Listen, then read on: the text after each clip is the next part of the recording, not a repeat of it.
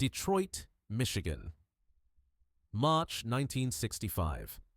The Motor City was still riding high on automotive prosperity, still believing in American muscle, American power, American dominance in everything from cars to combat sports. The Detroit Athletic Club on Madison Avenue was the kind of place where power brokers met, where deals were sealed over cigars and whiskey, where the elite of Detroit society came to network, to be seen, to prove they belonged in the upper echelons of a city that built the machines that moved America. On this particular Friday evening, the club was hosting a private event, a fundraiser for the local boxing program that had produced 3 Golden Gloves champions and was angling to develop the next great heavyweight contender. The guest list was exclusive: wealthy automobile executives, local politicians, sports journalists, and a carefully selected group of Detroit's finest boxers, including the man everyone had come to see. Raymond "the Hammer" Douglas. 6'2", 218 pounds of precisely sculpted boxing perfection. Raymond wasn't just any professional boxer. He was a legitimate contender in the light heavyweight division, ranked 7th in the world by Ring magazine with a record of 34 wins, 3 losses, and 28 knockouts. Those knockout numbers weren't padding from fighting tomato cans either. Raymond had legitimate power, the kind of punching force that ended fights decisively, that sent opponents to the canvas wondering what truck had hit them. He'd sparred with Floyd Patterson, had gone toe-to-toe with some of the hardest hitters in professional boxing, and he'd not only survived, but thrived. His nickname wasn't marketing. When Raymond Douglas hit you, so it felt like being struck with an actual hammer, according to every fighter who'd experienced it and remained conscious enough to describe the sensation. Raymond had fought in legitimate venues: Madison Square Garden twice, the Olympic Auditorium in Los Angeles, arenas where boxing history was made regularly. He'd been on the undercard of championship fights, had his name in the sports pages, had earned respect from trainers and fighters who didn't give respect easily. This wasn't some gym tough guy with an inflated ego. This was a professional athlete at the peak of his considerable powers, a man who understood violence at the highest competitive level. The fundraiser was going well, wealthy donors writing checks, drinks flowing, the atmosphere celebratory and self-congratulatory. Raymond was holding court near the bar, surrounded by admirers, telling stories about his recent fight in Chicago where he'd knocked out a previously undefeated prospect in the 4th round. The man could tell a story, his voice carrying that distinctive cadence of someone who'd taken punches and given them back with interest, who'd been in the crucible of actual combat and emerged with hard-won wisdom. That's when someone mentioned Bruce Lee. It was casual, part of a larger conversation about martial arts demonstrations becoming popular in California, about this Chinese actor who'd been on a television show doing kung fu, about whether those fancy kicks and spinning techniques would work against a real fighter.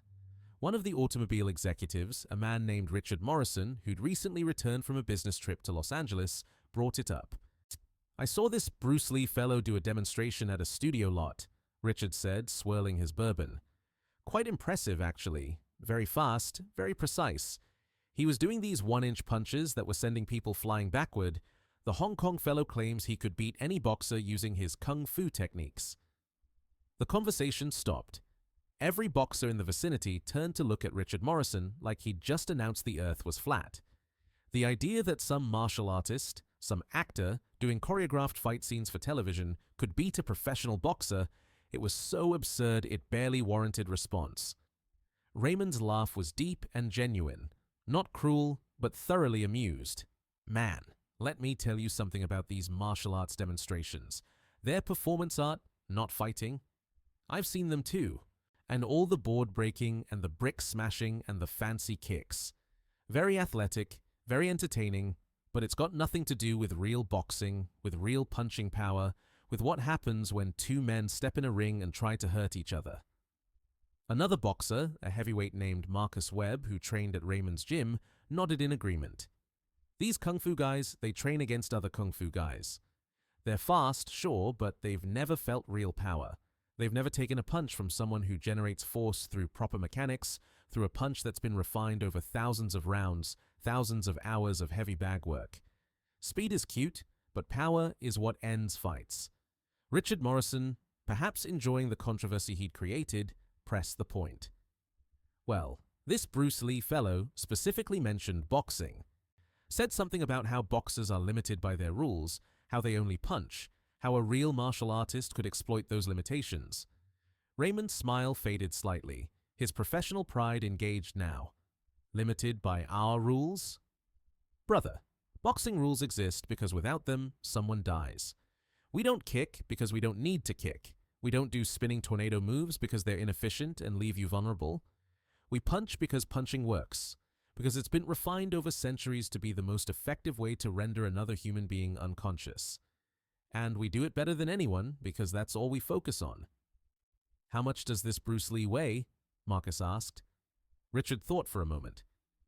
Can't be more than 140 pounds, maybe 135. He's quite small, actually, very lean, very defined, but not much mass to him. The boxers exchanged looks, and several of them laughed outright. Marcus shook his head slowly. Man, that's welterweight. That's not even my weight class. Raymond here walks around at 218. That's 80 pounds difference. I don't care how fast this guy is, I don't care what techniques he knows. Physics is physics. Mass matters, power matters. You can't magic your way around an 80-pound weight disadvantage against a professional fighter. Richard Morrison was clearly enjoying this now, stirring the pot deliberately. Well, coincidentally, Bruce Lee is in Detroit this weekend. He's doing a demonstration tomorrow at the Chinese Cultural Center on Cass Avenue. If you gentlemen are so confident in your assessment, perhaps you'd like to attend, maybe even participate in the demonstration. Show everyone how boxing superiority works in practice, which are not just theory. Raymond drained his whiskey, set the glass down with a solid thunk. What time is this demonstration? 2 o'clock tomorrow afternoon, Richard replied, pulling out a small card from his jacket pocket. He handed it to Raymond.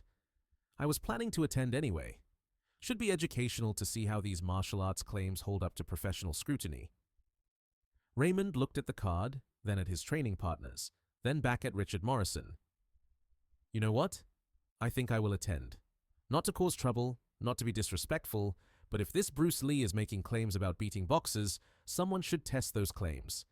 Because I'm tired of hearing about these martial arts masters who've never actually fought anyone with real power, making declarations about what would happen in a real fight. It's all theoretical, all hypothetical. Time to inject some reality into the conversation. The other boxers enthusiastically agreed. Several of them decided to attend as well, turning it into a group outing, a chance to watch their champion put some movie star martial artist in his place to defend the honor of professional boxing against what they saw as charlatanism and showmanship masquerading as combat effectiveness. Word spread quickly through Detroit's tight-knit boxing community. By Saturday morning, every serious fighter and trainer in the city knew that Raymond the Hammer Douglas was planning to attend Bruce Lee's demonstration, that there might be some kind of confrontation, that this could be one of those moments where talk became action and reputations were made or destroyed. The Chinese Cultural Center on Cass Avenue was a modest building, but nothing fancy, serving Detroit's small but growing Chinese community as a gathering place, a connection to heritage, a space for cultural events and celebrations. The main hall could hold maybe 200 people if you packed them in, with polished wooden floors, simple folding chairs arranged in rows, and traditional Chinese decorations on the walls, red and gold banners with characters promising prosperity and wisdom. Bruce Lee had been invited to give a demonstration by the center's director, a businessman named Thomas Chow, who'd seen Bruce perform in California and thought it would be good for Detroit's Chinese community to see someone from their heritage achieving success in America. The event was supposed to be low-key, maybe 50 people, mostly Chinese families, and a few curious martial arts students from local schools. But by 1:30 p.m., over 180 people had crowded into that hall, and they kept coming. Word about the potential confrontation had spread beyond the boxing community, drawing martial arts practitioners, curiosity seekers, sports journalists, and people who just wanted to see if something dramatic might happen. The atmosphere was electric with anticipation. Raymond Douglas arrived at 1:45 p.m. with an entourage of 7 people, 4 fellow boxers, including Marcus Webb, 2 trainers, and Richard Morrison, who'd orchestrated this whole situation and was thoroughly pleased with himself. They took seats in the third row, center section, impossible to miss. Raymond wore casual clothes, slacks, and a button-down shirt, but his physical presence was unmistakable. When you've been hit as many times as a professional boxer, when you've delivered punishment and absorbed it, your body carries that history, and everyone in that room could see it in Raymond's bearing, in the way he moved, in the relaxed confidence of someone who knew exactly what he was capable of. Bruce arrived at 1:50 p.m. through a side entrance, accompanied only by a local martial arts instructor named James Lee, no relation, who'd been hosting Bruce during his visit to Detroit.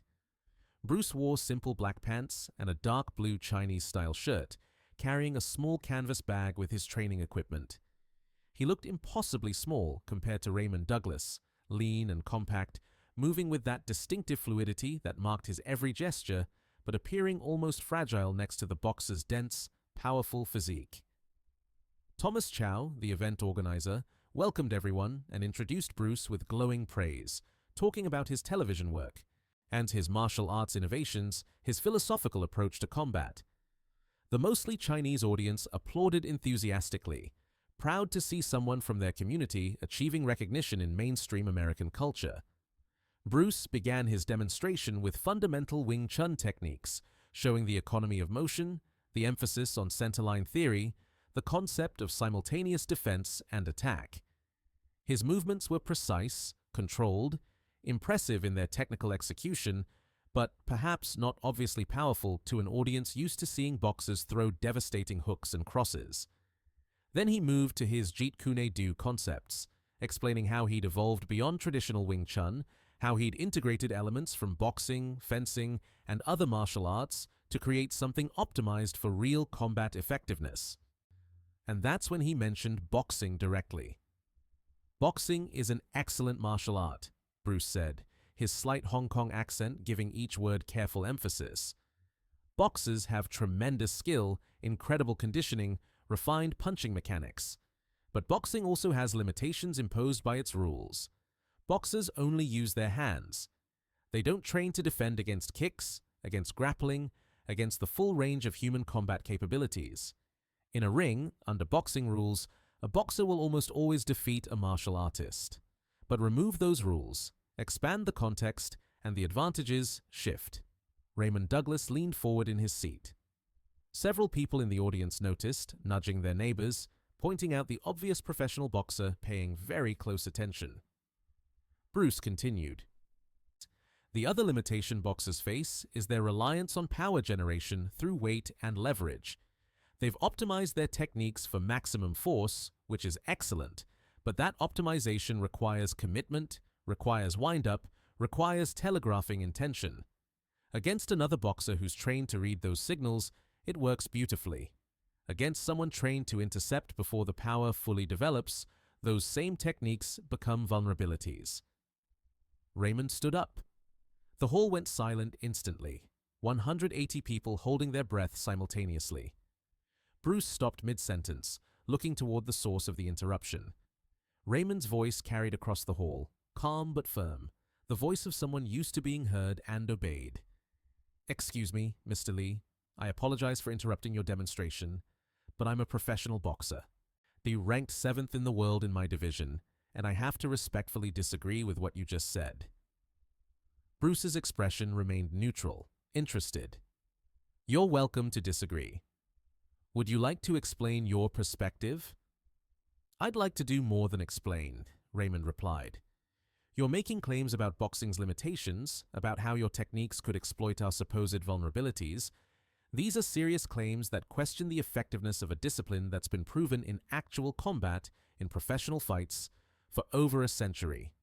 I think claims like that should be tested, not just stated." The atmosphere in the hall shifted dramatically.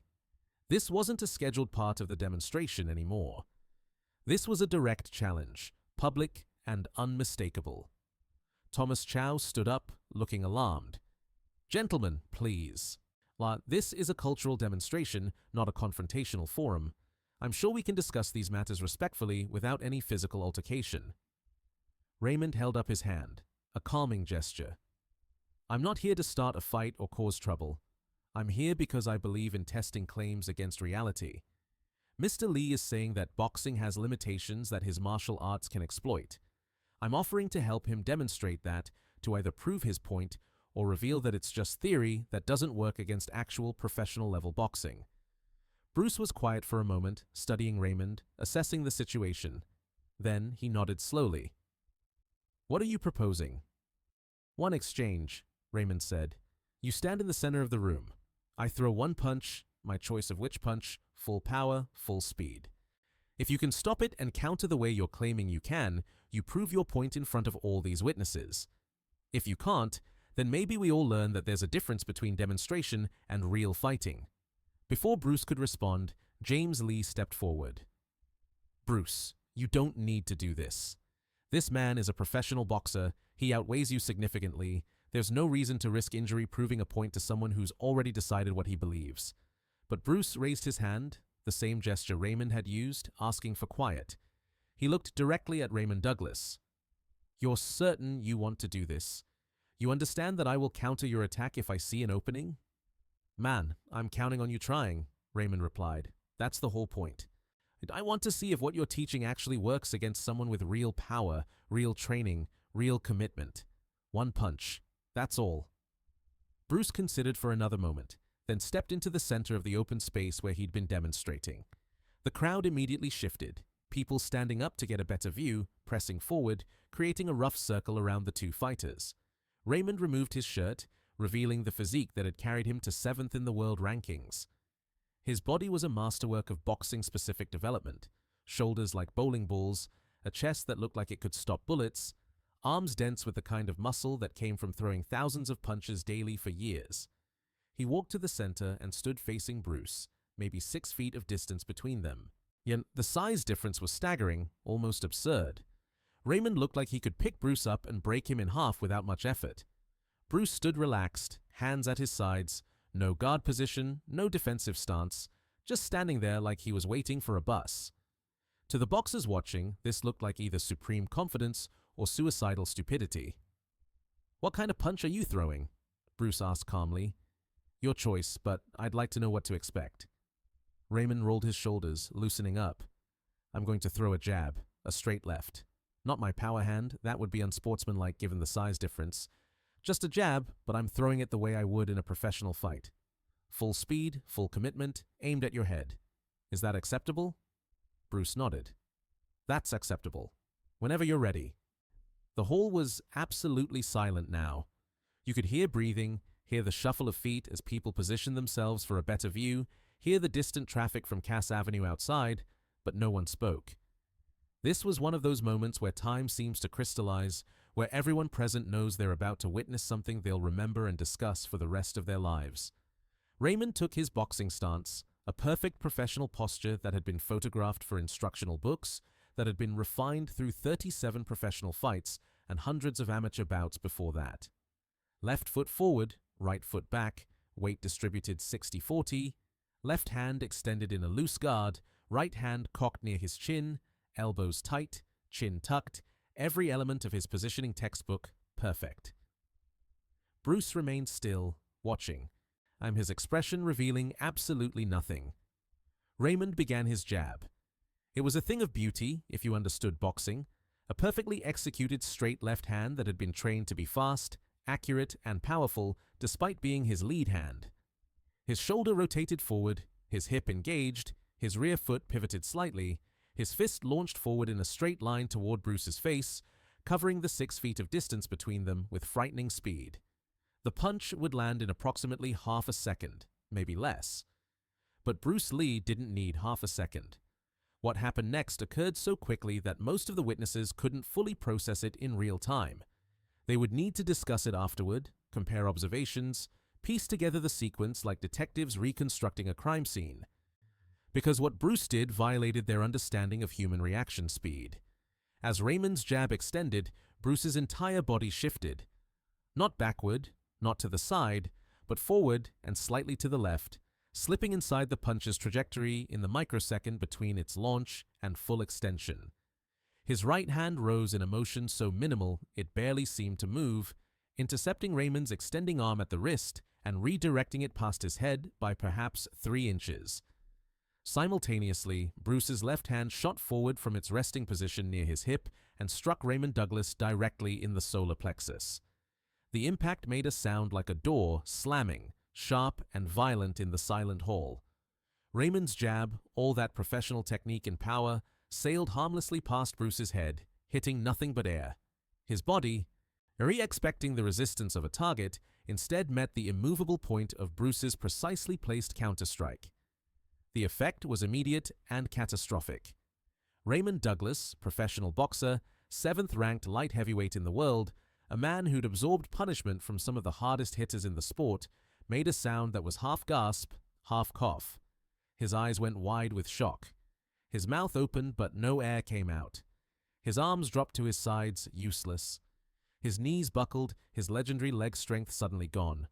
He stumbled backward 4 steps, hit the wall of the hall with his shoulder, and slid down it into a sitting position, both hands clutching his midsection, his face a mask of confusion and pain. The entire sequence, from the moment Raymond's jab launched to the moment his back hit the wall, took 4 seconds. Or maybe less. The hall erupted in chaos. Shouts of disbelief, people standing up, chairs scraping, the boxers who'd come with Raymond rushing forward, everyone trying to understand what they'd just witnessed. Because it didn't make sense. It violated everything they knew about fighting, about size, about power, about professional boxing's supremacy. Marcus Webb reached Raymond first, kneeling beside him. "Ray, can you breathe? Talk to me, brother."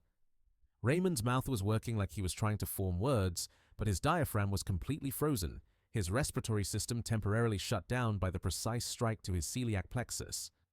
After about 15 seconds that probably felt like an hour, he managed to draw a shallow, gasping breath. Then another. Slowly, painfully, his body remembered how to function. And Bruce hadn't moved from the center of the circle.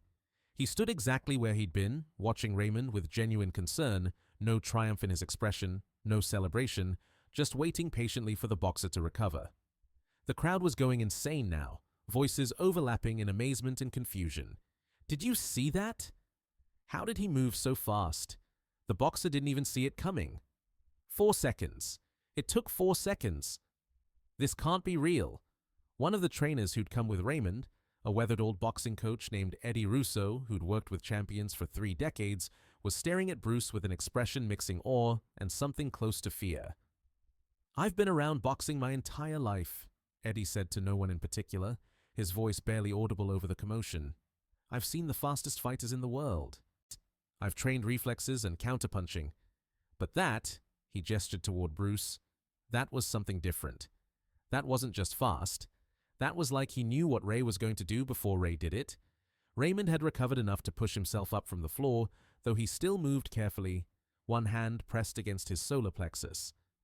His face had gone through shock and was settling into something more complex, humility mixed with respect, mixed with professional curiosity. He walked slowly back to the center of the room where Bruce stood. The crowd quieted, watching this next interaction with the same intensity they'd watched the exchange itself. "What did you do to me?" Raymond's voice was hoarse, still struggling slightly for breath. Bruce's response was measured, educational rather than boastful. "I intercepted your jab at the moment of maximum commitment.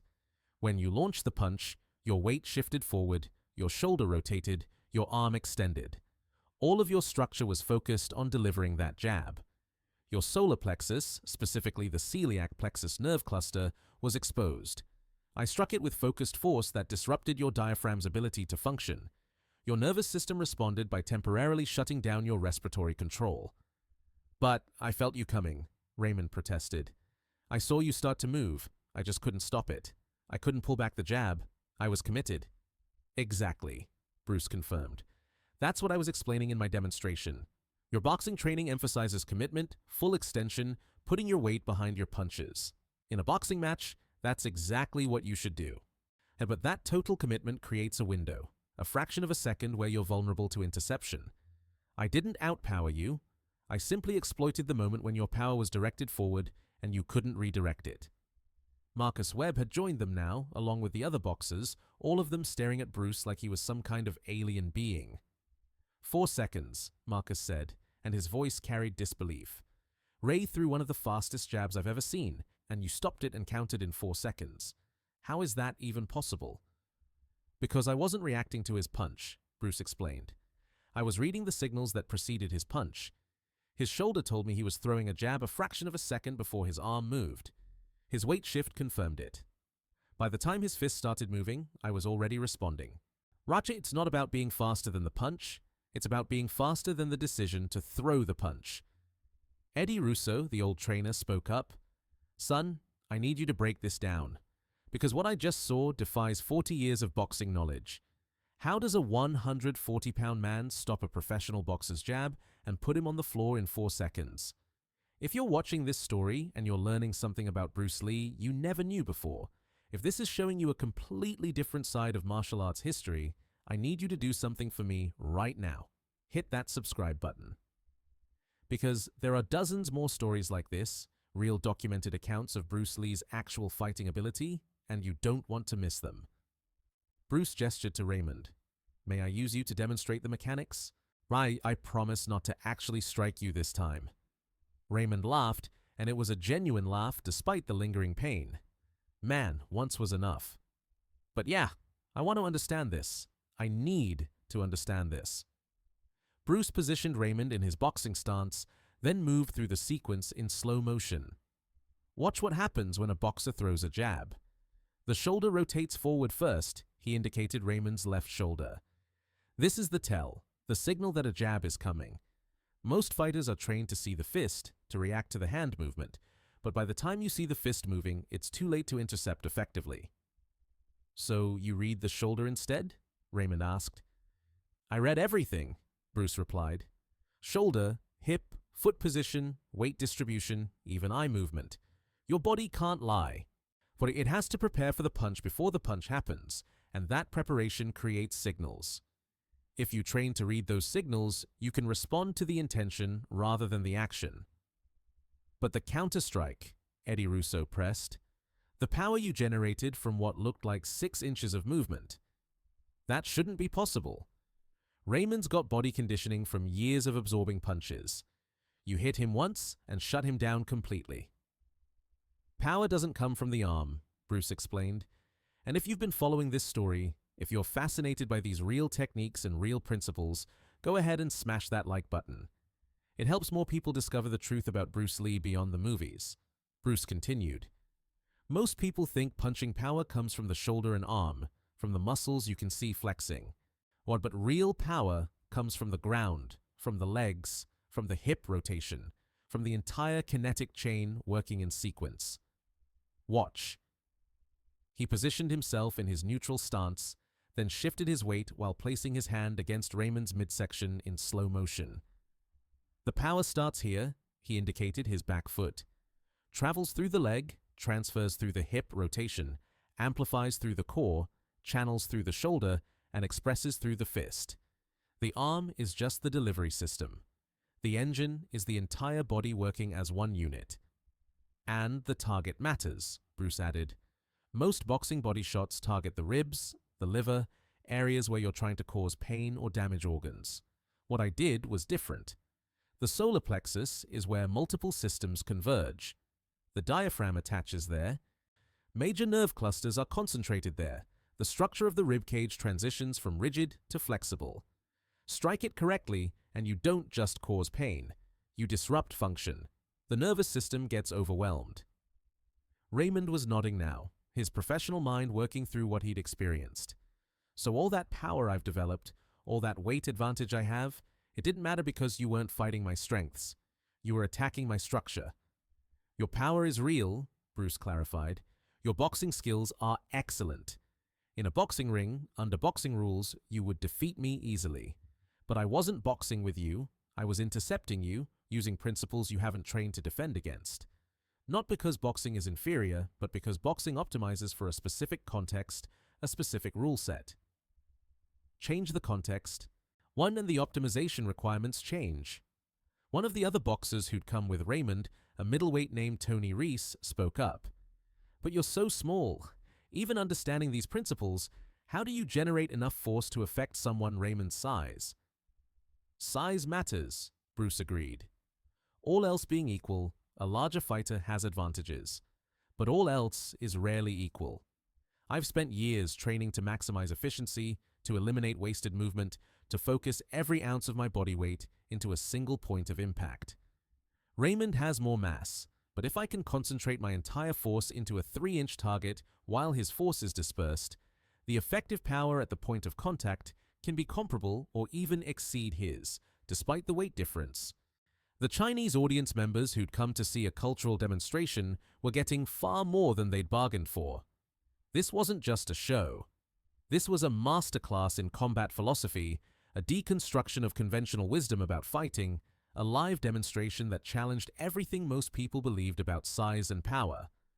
Thomas Chow, who'd organized the event, was frantically taking notes, already planning how to publicize this, how to ensure people understood the significance of what had just happened.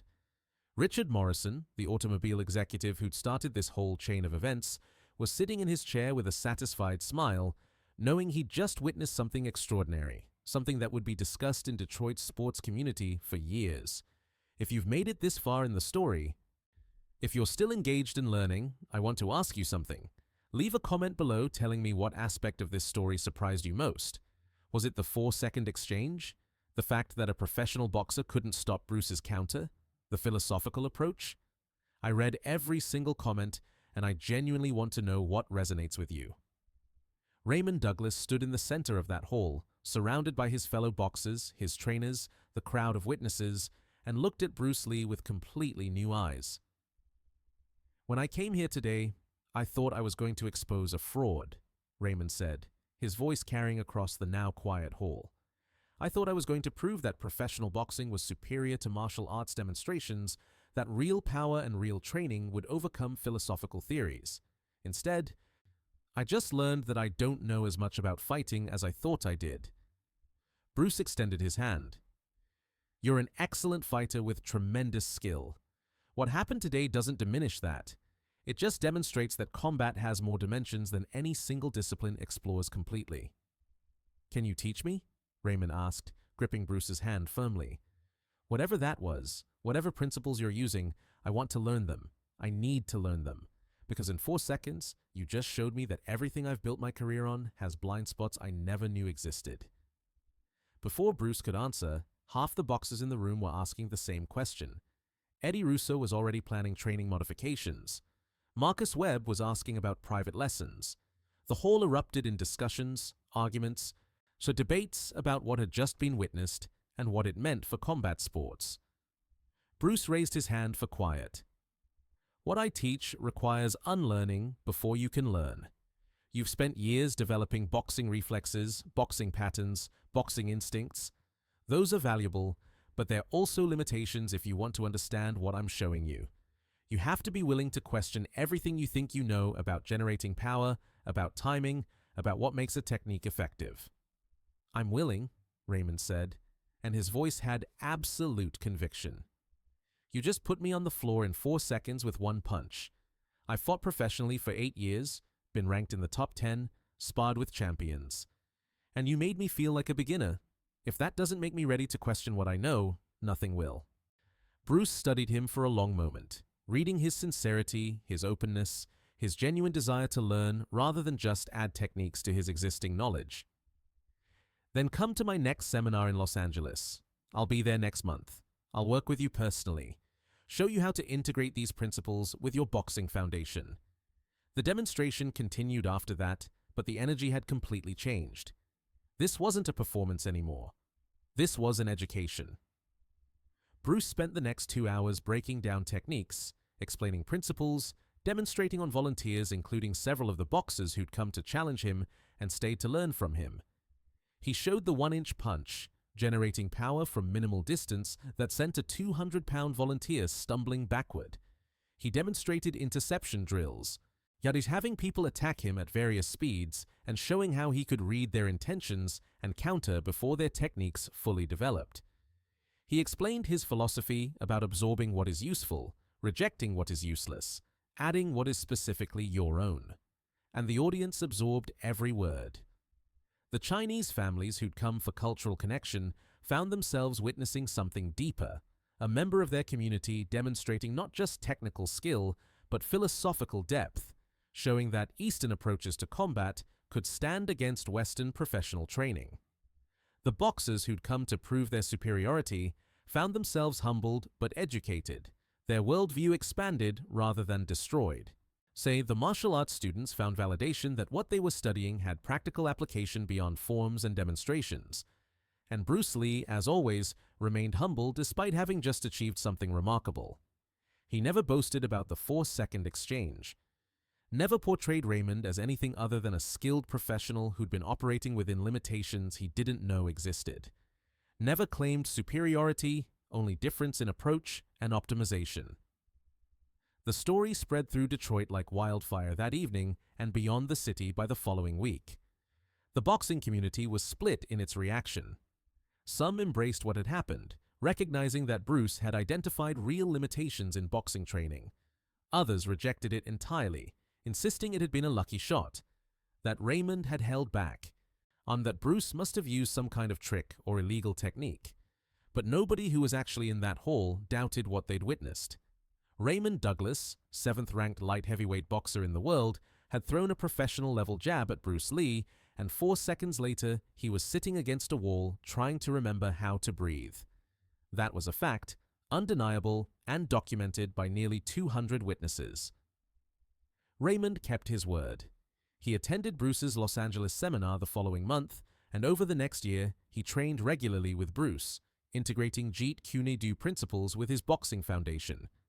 His fighting style evolved dramatically. He became known for his intercepting counters, for reading opponents before they fully committed to attacks, for targeting vulnerabilities rather than just exchanging power shots. His professional record improved. He won his next 7 fights, 5 of them by knockout, and climbed to 4th in the world rankings before retiring in 1968. But more importantly, he became one of Bruce's most effective advocates in the professional boxing community. When other boxers dismissed Bruce as a movie star playing at martial arts, Raymond would tell them about Detroit, about the 4 seconds that changed his understanding of combat, about how getting defeated so thoroughly was the best thing that ever happened to his development as a fighter. Before we get to the end of this story, I need to ask you for a favor. If you found this valuable, if you learned something about Bruce Lee you didn't know, if this changed your perspective on martial arts or boxing or combat sports in general, please share this video. Send it to someone who boxes, who trains in martial arts, who loves Bruce Lee movies but doesn't know the real stories. Sharing helps preserve this history and spread these lessons. Eddie Russo, the old boxing trainer who'd witnessed the exchange, wrote about it years later in his autobiography.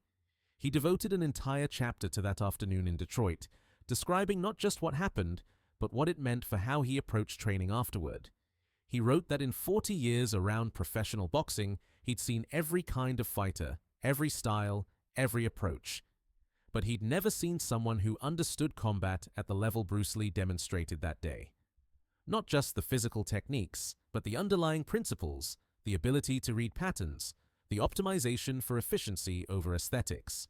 When Eddie's final paragraph about that day became one of the most quoted passages in martial arts literature.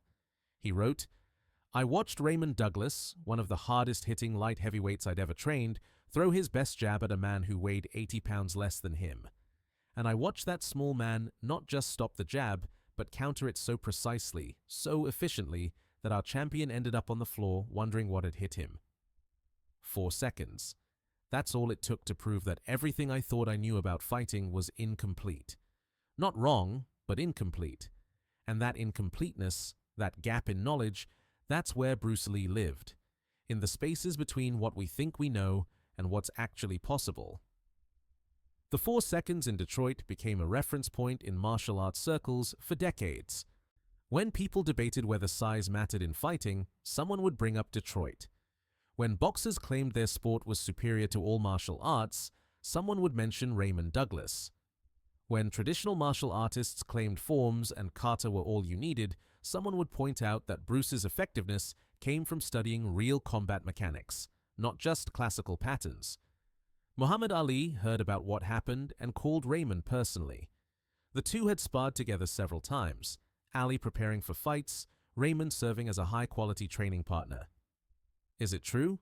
Ali asked. "Did that little Hong Kong fellow really put you down in 4 seconds?" Raymond's response was characteristically honest. Champ, I threw my best jab and I didn't see what happened next. 1 second I'm punching, and the next second I can't breathe and I'm sitting against a wall. It wasn't strength, it wasn't luck, it was knowledge. He knows something about fighting that we haven't learned yet. Ali was quiet for a moment. Then he said something that Raymond never forgot. Maybe we should learn it then. Bruce Lee passed away in 1973, just 8 years after the Detroit incident, and the combat sports world lost one of its greatest innovators. But the principles he demonstrated that day survived and spread. Today, virtually every serious combat sport incorporates elements of what Bruce pioneered. Mixed martial arts wouldn't exist in its current form without Bruce's philosophy of taking what works from different styles.